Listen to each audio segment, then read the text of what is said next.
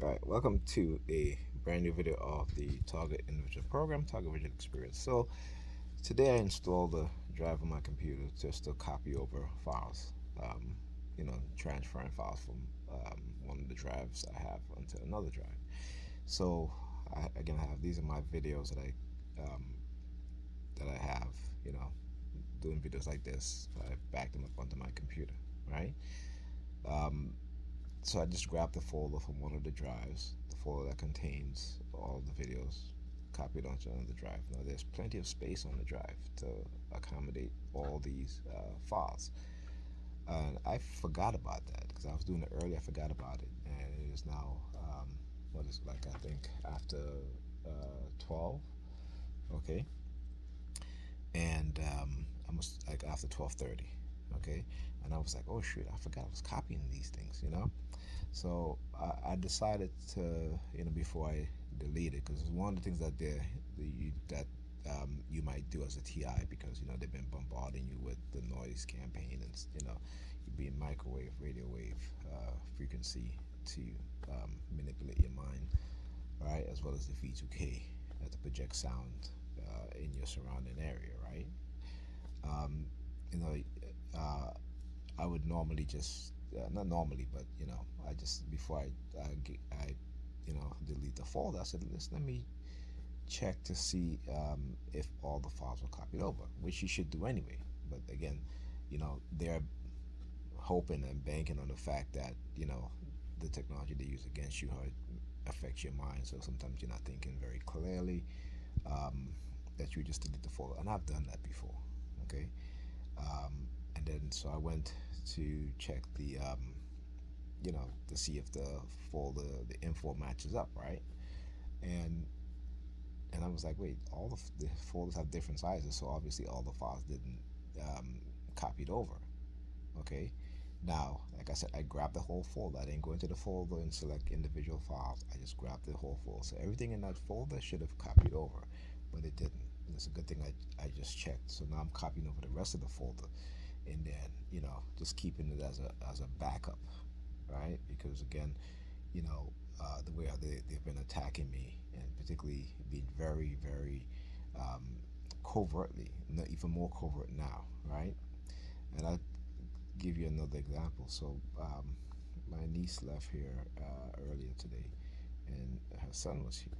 Now she had one of my grandnieces came over to watch him while she went out, and my nephew, he was telling my grandniece, check his pamper to see if he pooped because he smells really bad.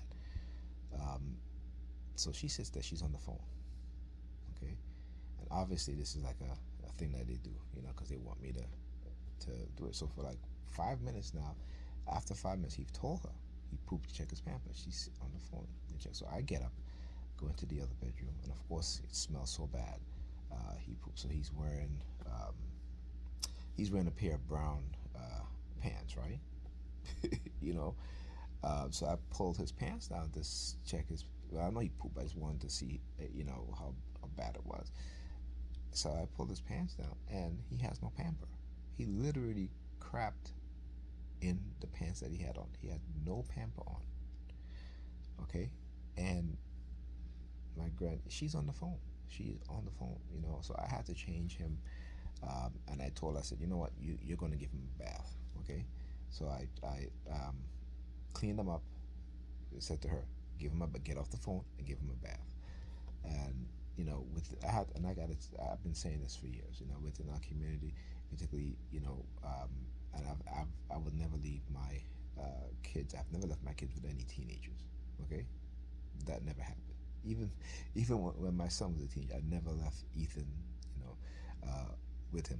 If I have to go out, I'll ask my sister. Even when he was younger, I asked my sister. I never asked any of the teen. No, no. They're irresponsible. Um, I remember when he was smaller, I used to get very upset because I used to.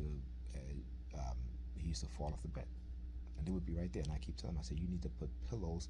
If you're gonna keep, if you're not gonna put him in his crib, put him on the bed.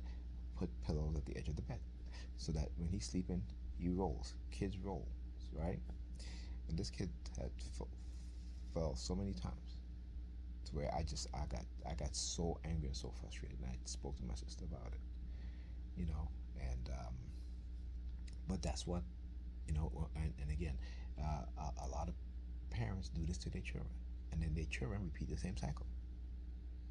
Okay, do not leave your children to be taken care of by teenagers who are irresponsible and don't know how to take care of kids because they haven't been taught to take care of kids. But a lot of us do this because we want to go out and have fun. All right, and so we don't even understand the danger that we put our children in.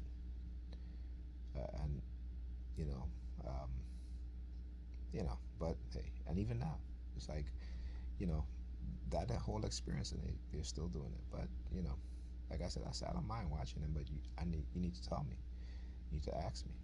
I don't have a problem with that, but you have to ask me. But for a lot of people, the fact that asking somebody, particularly if they talk about you a lot, like for me, I listen. I know it's part of our conditioning, so it doesn't bother me. I don't take it personal, right? Because it's part of our conditioning. This is how we're conditioned. This is how we as Black people, European people, this is how we are conditioned. You know, and so now, particularly in the Black community, you see the rift, not just the rift, but the separation of families. Right?